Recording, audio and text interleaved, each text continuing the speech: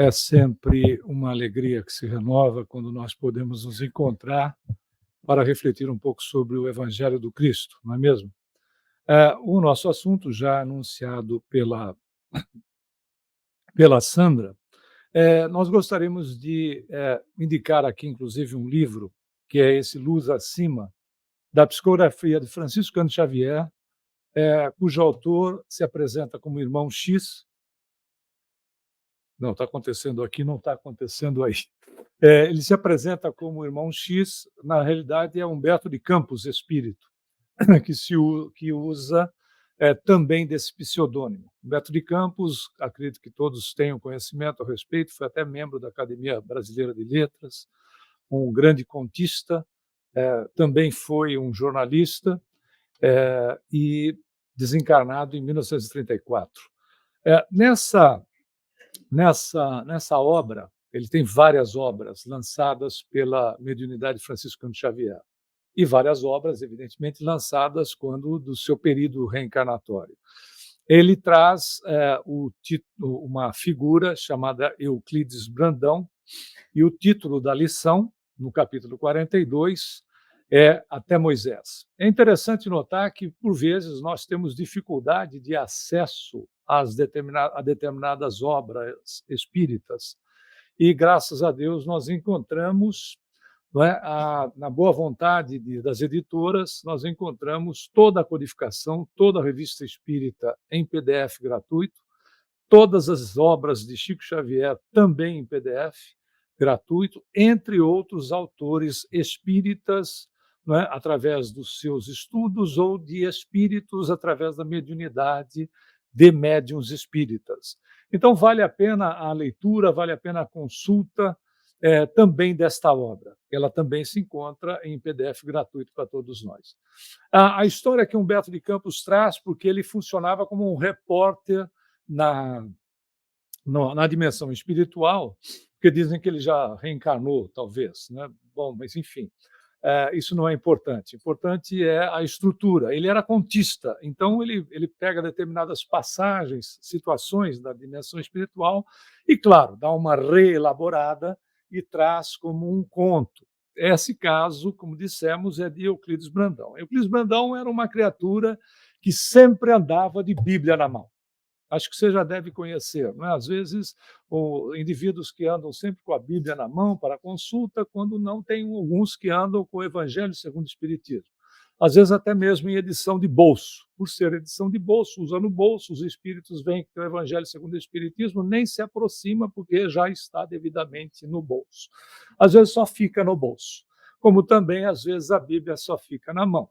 Já foi elemento de decoração na casa de muitas pessoas, onde havia um pedestal, uma Bíblia com finalização em ouro, que ficava aberta. E também na casa de espíritas, porque também não pode sobrar só de um lado.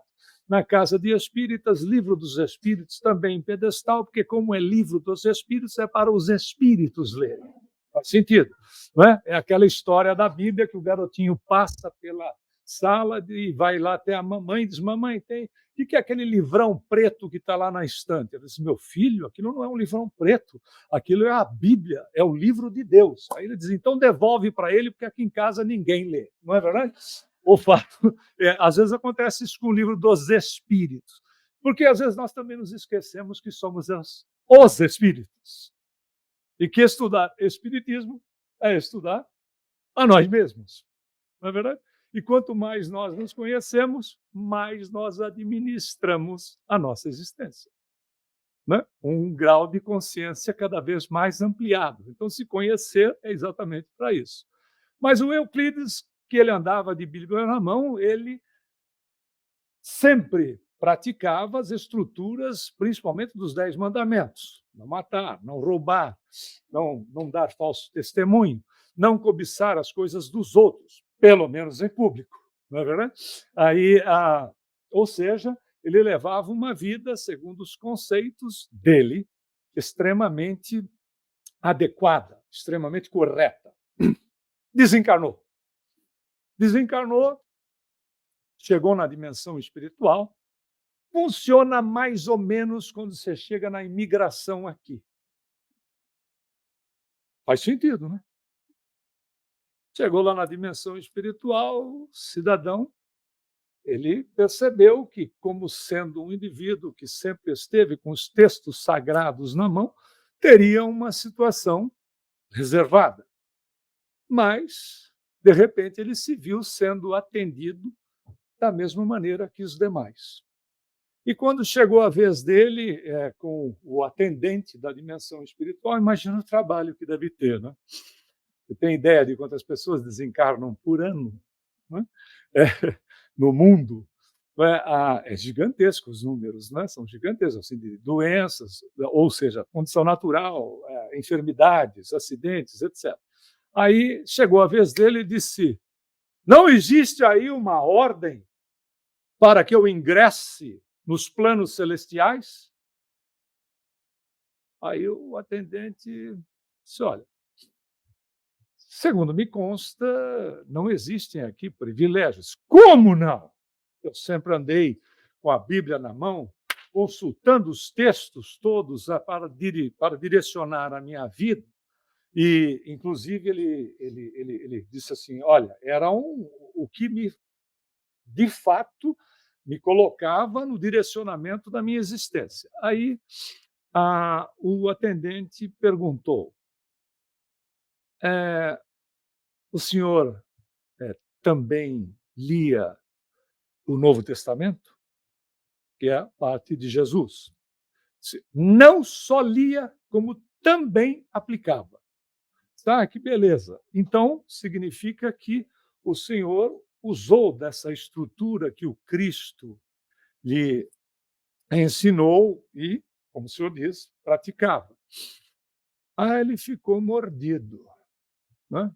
Ficou mordido com esse tipo de questionamento, dado que ele esperava ser atendido com exclusividade e ser direcionado para planos mais elevados. Mas o atendente disse para ele, então, o seguinte: talvez seja melhor o senhor, né, de repente, colocar em breves palavras a sua biografia.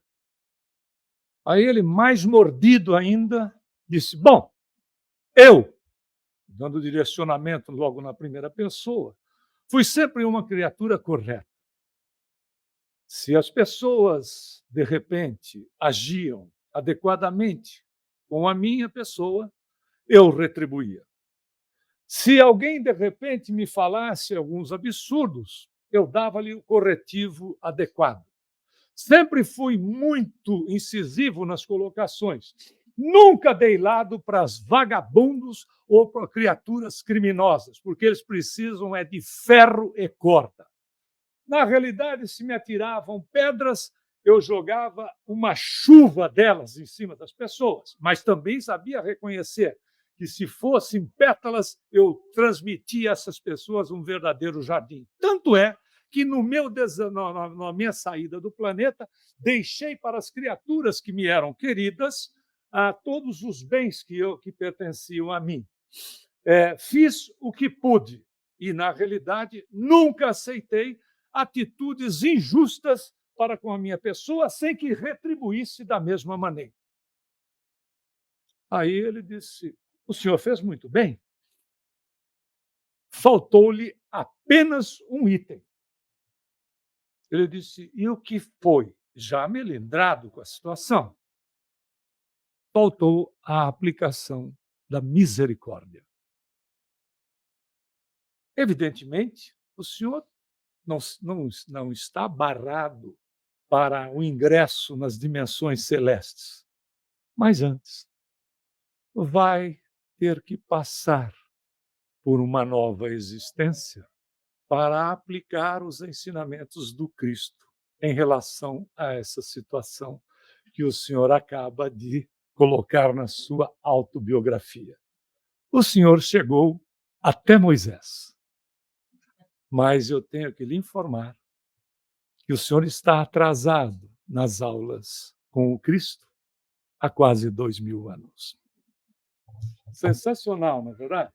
Porque isso nos remete a uma condição assim: qualquer semelhança que a gente tenha com o Euclides é melhor fazer uma pausa naquela do travesseiro, né, para, evidentemente, refletir, não é assim? Para verificar se a gente está com Moisés ou se nós estamos com o Cristo. Só apenas como curiosidade, essa é uma foto feita por inteligência artificial sobre, muita gente já deve ter visto, o chamado manto sagrado, né, que eles foram, por inteligência artificial, trabalhando de maneira que restou esse pode ser o rosto original de Jesus, né, que para a época era a estrutura desse homem, era uma estrutura considerada de muita beleza, né, os traços para a época. É interessante notar, mas voltando ao ponto, né, se nós estamos com Moisés ainda ou se estamos com Jesus. E esses aspectos, em relação a um e outro, se refletem no nosso relacionamento familiar.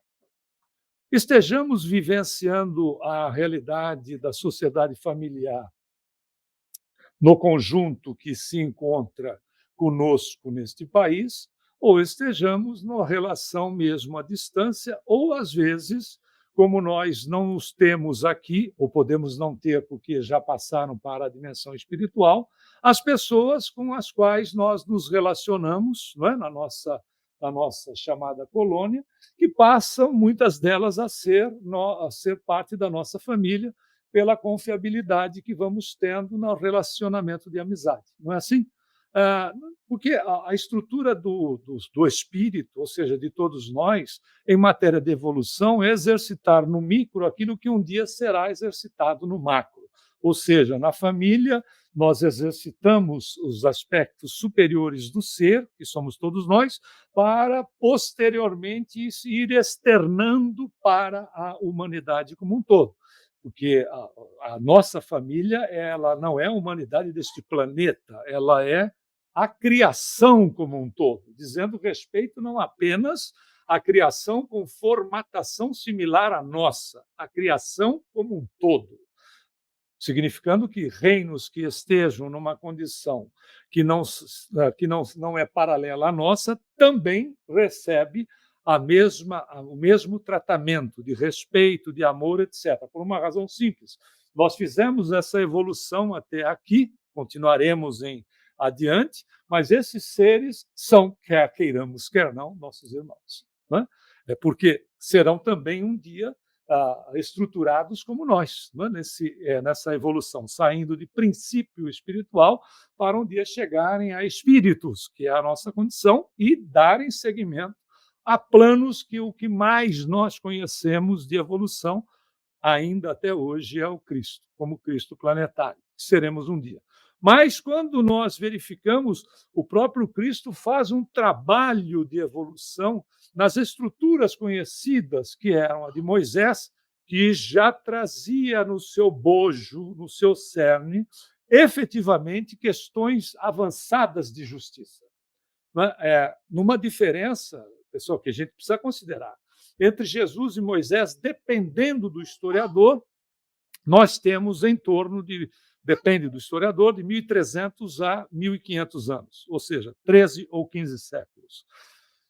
Você imagine uma criatura de 3.500 anos atrás, até chegar Jesus a 2.000 anos atrás, vivenciando uma realidade que se repete. Nós não somos seres que saltamos de um ponto para outro, ela se repete. Nós somos espíritas, muito provavelmente, se você se sente como um, porque o que a própria Kardec nos diz o seguinte: nós não precisamos deixar a nossa religião para ser espírita. Nós podemos, se for do nosso agrado, continuar na nossa religião e aprendemos as estruturas do espiritismo, que nada mais é do que a estrutura do cristianismo na sua essência. O que faz muito sentido, não é verdade?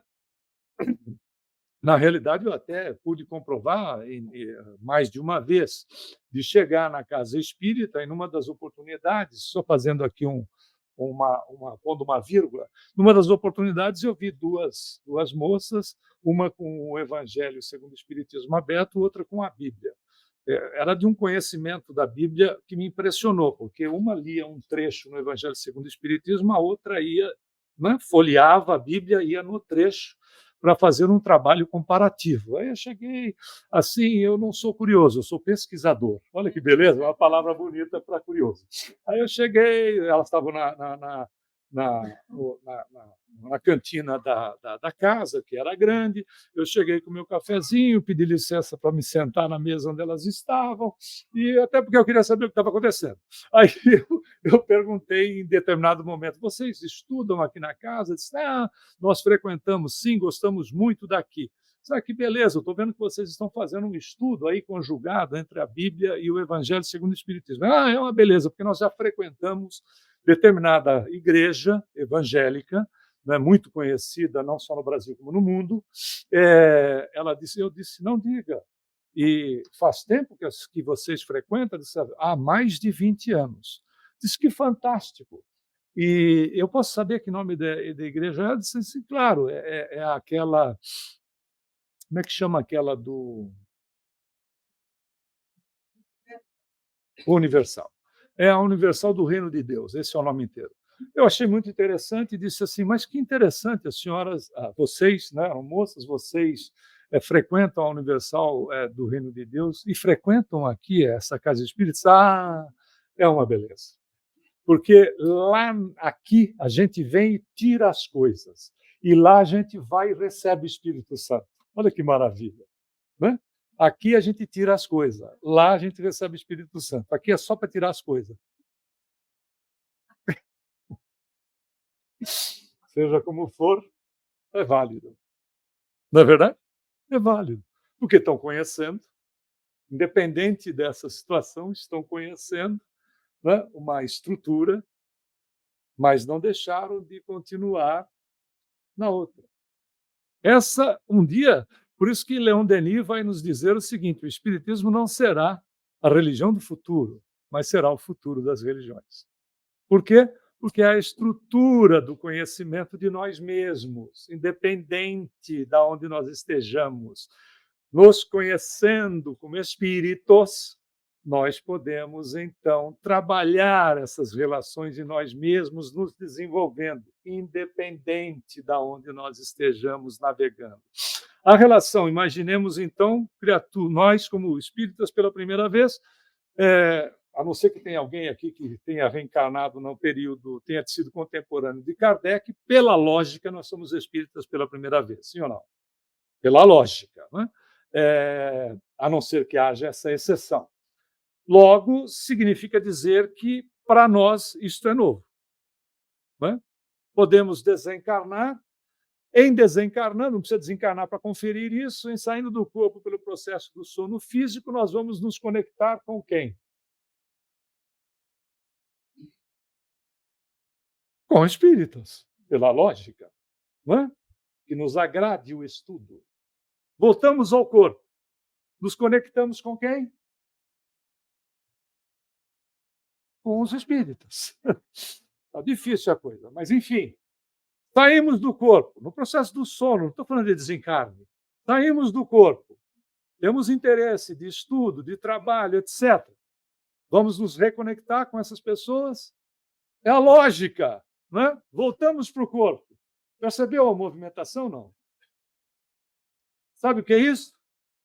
Reencarne, desencarne, desencarne, estando 15 séculos na mesma estrutura. Quando Jesus chega, a estrutura é uma estrutura mosaica. Doutor, se for na pessoa reencarnando no Oriente, é uma estrutura de natureza oriental, porque a natureza não dá salto, a gente não fica pingando daqui para ali o tempo todo, a gente vai se estruturando, vai fazendo as mudanças, mas se estrutura, tem conhecimento, domina o processo, vai para outro desafio. Está te fazendo sentido ou não? Percebeu esse ciclo? Ele é natural e tempo não é problema, porque nós somos imortais. Então não tem esse problema de tempo. Não é? Nós temos uma medida de tempo aqui para nos fazer sentido. Não tem sentido para a condição do espírito. Não é? Para quem não vai desaparecer nunca, o que são 20, 30, 40 mil anos? Nada. Não é? Ou seja, esse ciclo vai obedecendo o desenvolvimento da criatura, o desenvolvimento do ser, de uma forma que o ser haja naturalmente, não é agredido nas suas crenças, nas suas convicções, nas suas estruturas mentais. É gradativo. Nós vamos nos moldando à medida à medida que vamos nos conhecendo. Por isso que quando Jesus chega, a influência é gigantesca. E ela terminou? Ainda não. Não é verdade? Muita gente age com características de uma estrutura já avançada para a época de Moisés, no hoje. Age. Querem ver? É o ensinamento de Moisés, que você encontra em Êxodo, no capítulo 21, versículos ou parágrafos, se preferir, 23, 24. Mas se houver dano grave, então darás vida por vida, olho por olho, dente por dente, pé por pé, queimadura por queimadura, ferida por ferida, golpe por golpe. Isso foi um tremendo avanço, né, quando nós olhamos as questões envolvidas em matéria de justiça. Nós poderíamos retribuir para o outro somente no grau do prejuízo que o outro nos causasse. Era uma limitação, porque não existia um limite, né? Era causado um prejuízo, o revanchismo se dava no extremo. Se agrediu alguém da minha família, eu ia lá e agredia a sua família inteira.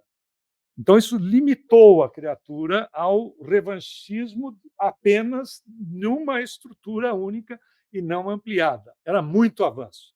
Aí vem Jesus. Imagina as modificações na cabeça das pessoas. Ouvistes o que foi dito. Por que ouvistes? Porque as pessoas eram analfabetas. Então, os ensinamentos eram orais, né? Você também pode imaginar de que quando sai da parte oral para a parte escrita, o que teve de distorção, porque o oral, não é, nós sabemos, quem conta um conto aumenta um ponto. Não é porque aumenta porque tem interesse, de repente, de causar dano com esse aumento, é porque uma informação que nós estamos citando agora, para uns reflete de uma maneira, para outros é diferente. Por quê? Porque temos experiências, sentimentos, etc., emoções diferenciadas uns dos outros. Por isso que nós somos semelhantes, não somos iguais. Então, o que toca você não necessariamente toca o outro, e o que me toca não necessariamente toca você. Isso é muito natural, e é a beleza dessa diferenciação que faz a estrutura nossa ficar ainda mais bela como sociedade, não é? Porque senão seríamos criaturas todas iguais, verdadeiras máquinas robotizadas. Ele vai dizer: ouvistes, não é? Como dissemos, olho por olho, dente por dente. Eu, porém, vos digo: não resistais ao mal. Antes, aquele que te fere na face direita, oferece-lhe também a esquerda. Continua ele dizendo o seguinte: quando aquele que quer pleitear contigo para tomar-te a túnica, deixa-lhe também o manto. E se alguém te obriga a andar uma milha, caminha com ele duas. Dá o que te pede, a quem te pede, e não voltes as costas a quem te pede emprestado. Então, se alguém te pedir emprestado hoje, esse tipo de colocação de Jesus para a época e para muita gente ainda hoje mostra uma relação de uma criatura fraca. Não é verdade? Mostra ou não mostra? Mostra uma estrutura de uma criatura fraca. Mas o que é que Jesus quis dizer com essas palavras? É o que a gente vai ver. Muitas vezes, nós já ouvimos isso, ou já dissemos para alguém: você vai deixar isso de graça? Você não vai dar o troco? Você vai engolir esse desaforo? Você vai levar ele para casa? Você não vai fazer nada? Seu banana. Já ouviu isso, não? Ou já disse?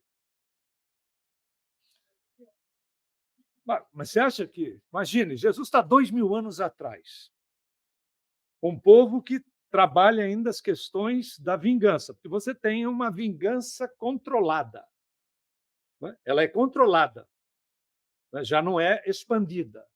Então, você é olho por olho, dente por dente. Então, é controlada, já é avanço.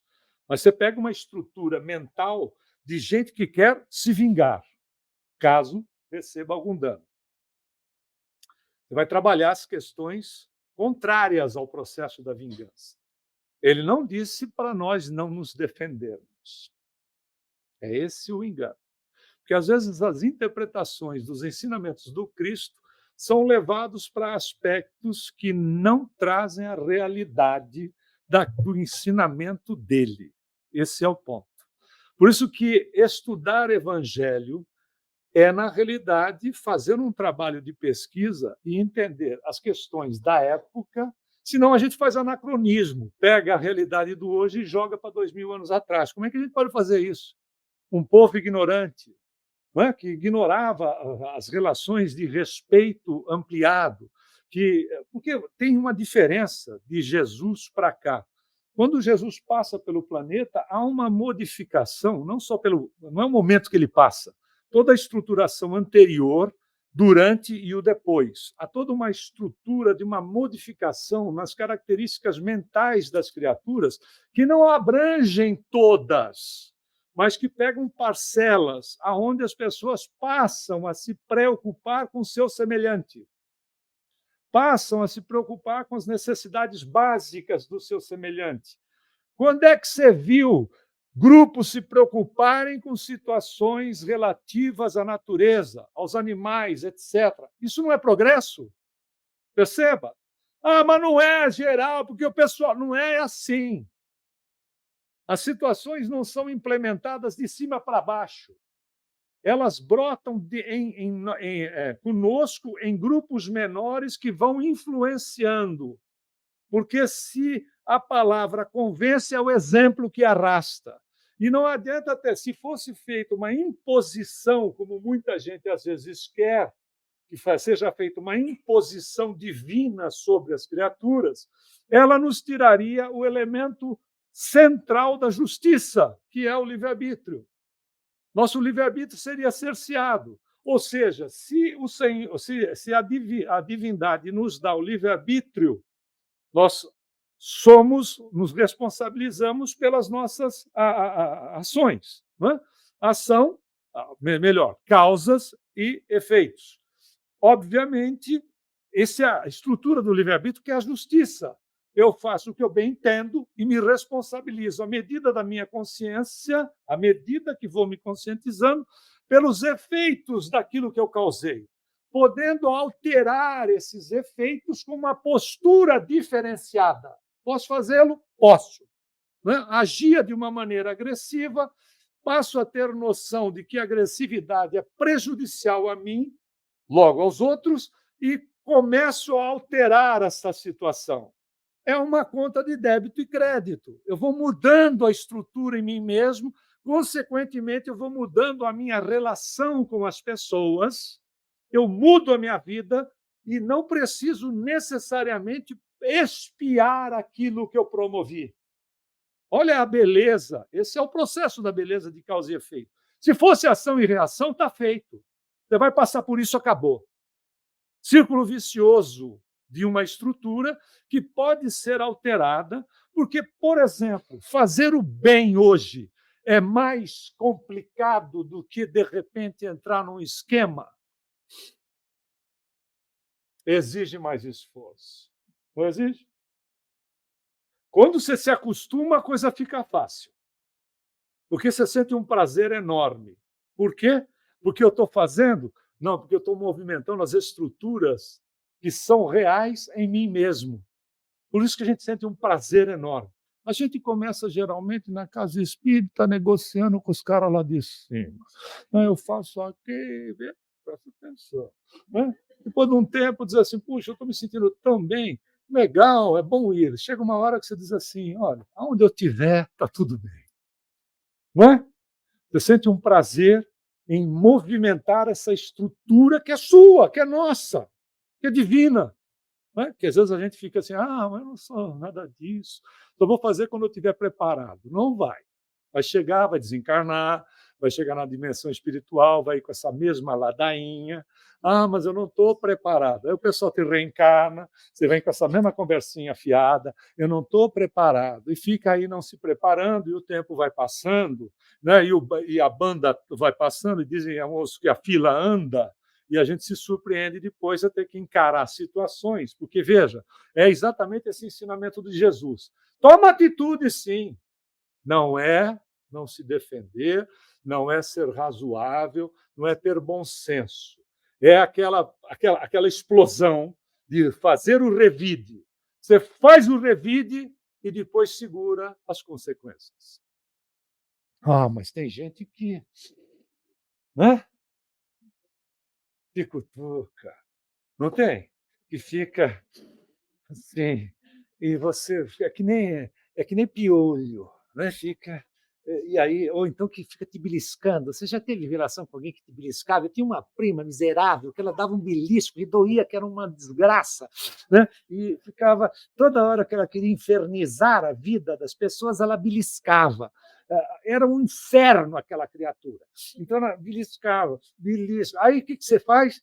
Você deixa perder o controle. Aí você pulava no pescoço da prima, não é? Querendo esganá-la. E aí, quem é que perdeu a razão? Percebeu? Entende o processo? Não perca a razão. Mas é muito desaforo. Verifique até onde dá para administrar. Porque tem muitos deles que a melhor postura é a não satisfação. Não é verdade? A melhor satisfação é aquela que você não dá. O indivíduo te fecha no trânsito, e como tem ar-condicionado nos carros, né, todos hoje em dia, praticamente, ele gesticula, faz gesticulações, é uma linguagem de Libra que ele faz a respeito da senhora, sua genitora. Não é verdade? Tem dois aspectos. Eu entro no esquema e divido o lixo dele e posso causar um dano à minha pessoa ou à pessoa dele, e tem uma responsabilidade assumida naquele instante, ou eu mando ele ir com Deus.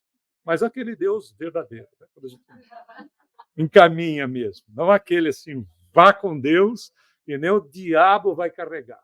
Esse é o ponto, percebe? É o momento da explosão. Até onde compensa eu dizer agora chega. Tem momentos que a gente precisa dizer agora chega, não é verdade? Porque, não é? É a história lá da fábula indiana. Eu disse para você não picar.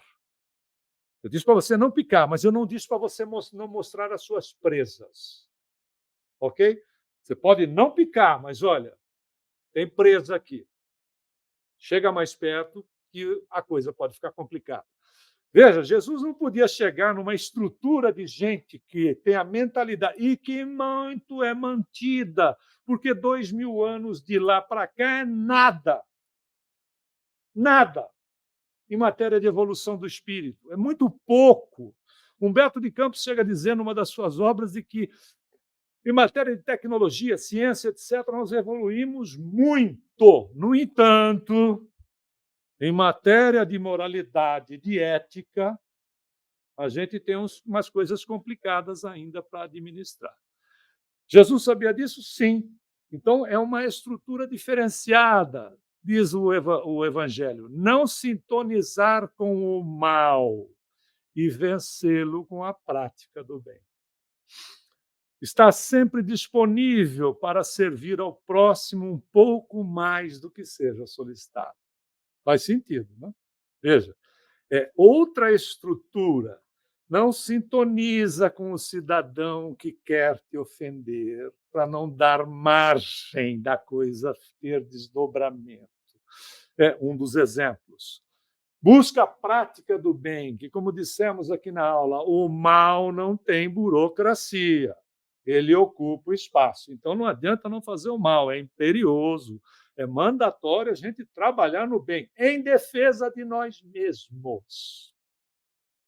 Não é só reflete no semelhante, mas nos defende inicialmente. Por isso até o título da palestra. Aí as questões voltadas para o ensinamento de Moisés. Aquele que te fere na face direita, oferece-lhe também a esquerda. Aí o cidadão te arrebenta.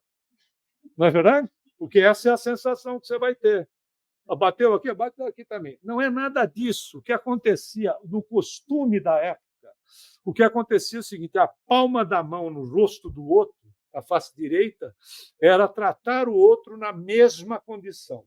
Tanto é que os desafios feitos, né, que a gente vê hoje, graças a Deus, só em filme, o indivíduo tirava a luva e batia do lado direito do rosto do outro no desafio, porque considera o outro do mesmo nível. Quando a criatura era tratada de um nível inferior, como escravo, se batia com as costas da mão.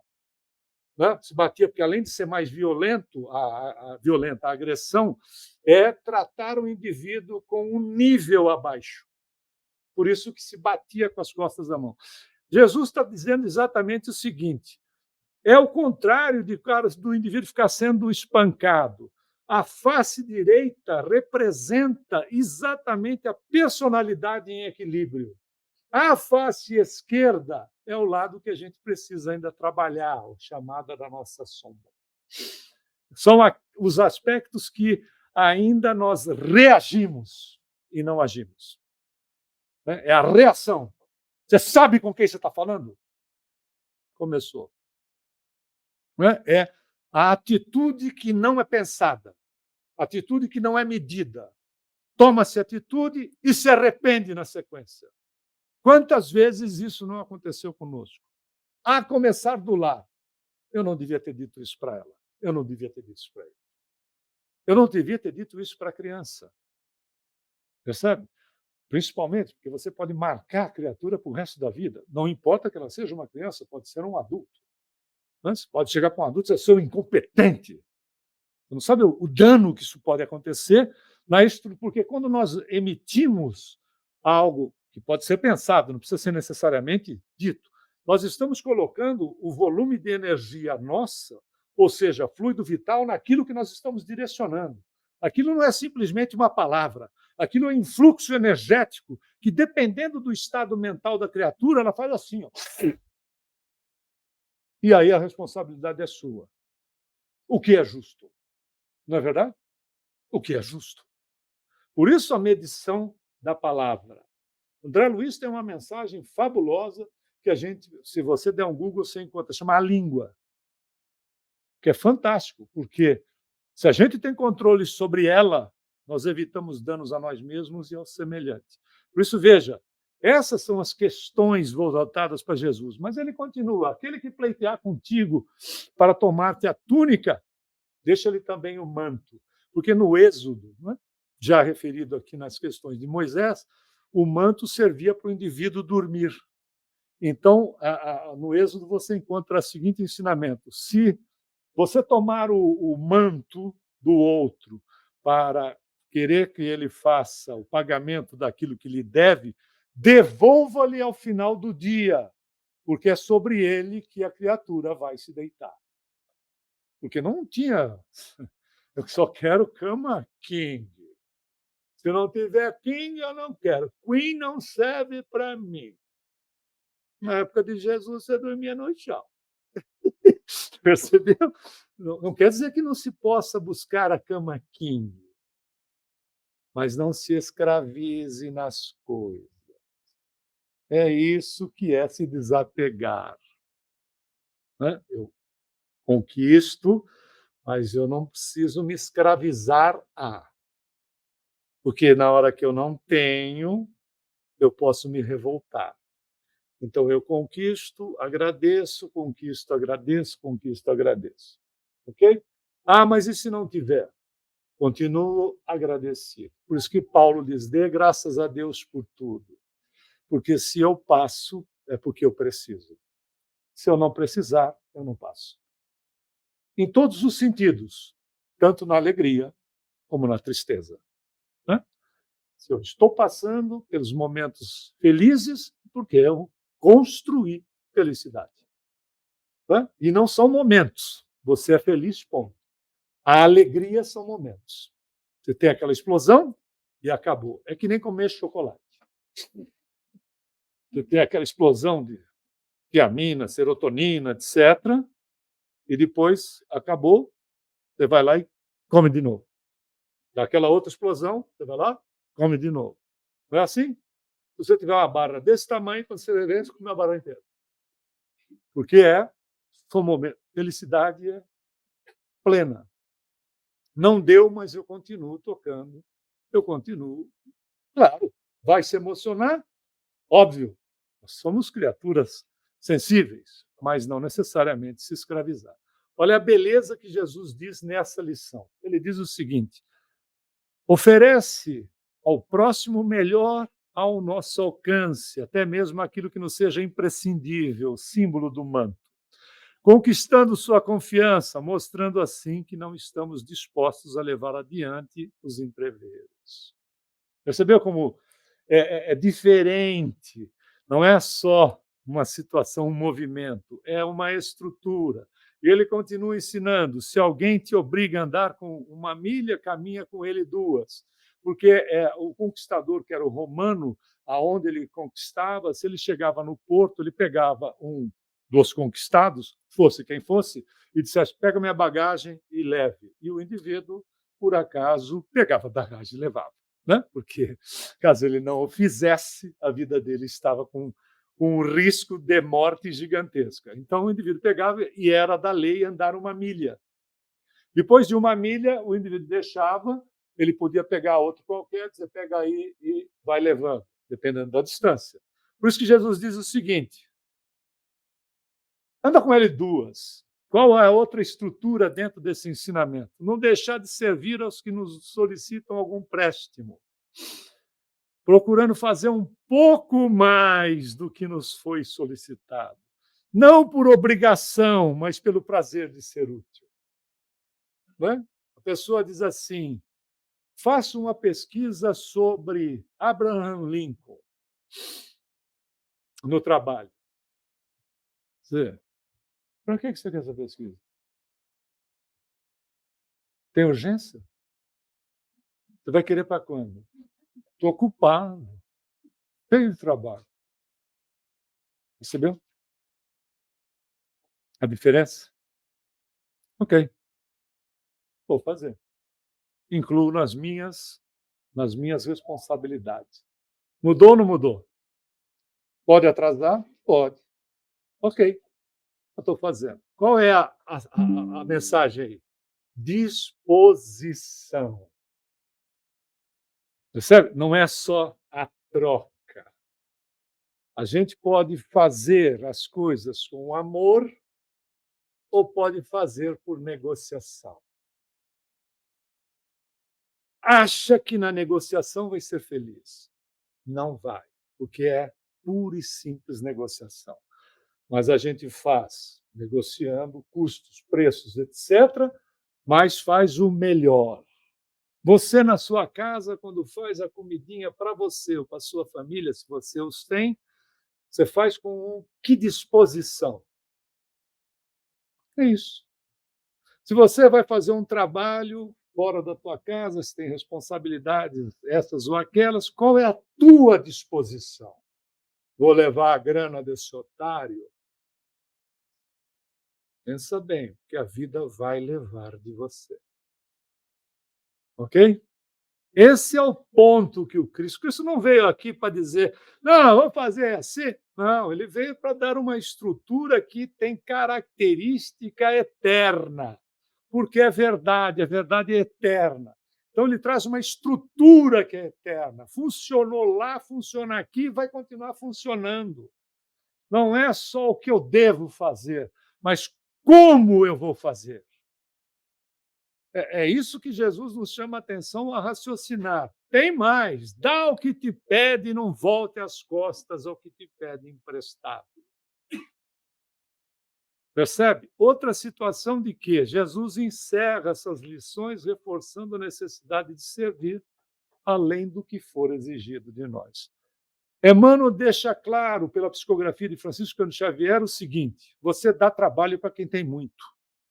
Porque quem não está fazendo nada não vai fazer esse trabalho, porque não está fazendo nada. Você dá trabalho, você percebeu isso como acontece? Dá trabalho para quem tem trabalho, porque o sujeito pega e dá um jeito. Quando você pega o somebody love, é, ó, isso aí, deixa eu ver o que eu faço, né? Dá para adiantar? Não dá para adiantar uma grana para comprar o material? Aí não volta nem o material, nem a grana, nem o sujeito de repente desencarnou, né? Vira fantasma. Percebe? São situações que o Cristo nos traz para a nossa vida. Jesus é para a nossa vida. Para a nossa vida de relação, para a nossa vida em casa, para a nossa vida fora de casa. Não é um momento. A casa espírita é referencial para a nossa disposição em nos movimentarmos em favor de nós mesmos, de defendermos-nos dos aspectos que precisam ser trabalhados ainda em nós mesmos, que estamos em processo de evolução. E ter, acima de tudo, confiança em nós, e diz Kardec, fé na vida futura e na justiça de Deus. Não é? Jamais deixa o mal impune. E é a única que nós podemos, é a única que pode dar a força de suportar pacientemente os atentados aos nossos interesses e ao nosso amor próprio. Antes de ferir, pensemos, né, se não é melhor, por vezes, nós sermos aquelas criaturas feridas. Não é uma realidade? Não é no ponto central da palavra. É qualquer coisa. Antes de eu dizer certa coisa, talvez, se eu ouvisse, a mim não me afetaria, porque eu não sou aquilo que a pessoa está dizendo. Aliás, é uma frase atribuída a Einstein. O que os outros pensam ao meu respeito é problema dos outros, não é problema meu. Problema meu é como eu penso a meu respeito. Porque o que eu penso a meu respeito, eu formato a minha vida. Eu transformo a minha vida. Porque o que eu penso não é mais com o conhecimento que nós temos, já está formatado na dimensão paralela. Já reflete a realidade nossa. Para trazer para esta dimensão é uma questão de tempo e de oportunidade, mas ela já existe e já age. Por quê? Porque já conta com a nossa energia, que trabalhou e montou o quadro. O que fazer? Criaturas inteligentes que nós somos, pensemos se não vale a pena pensar e agir no bem. Ser bom é ser inteligente, como disse Hermínio Corrêa de Miranda, um escritor desencarnado em 1993. Ser bom é ser inteligente. Que nós possamos usar dessa inteligência e plantarmos na nossa vida paz. Falando em paz, muita paz a todos.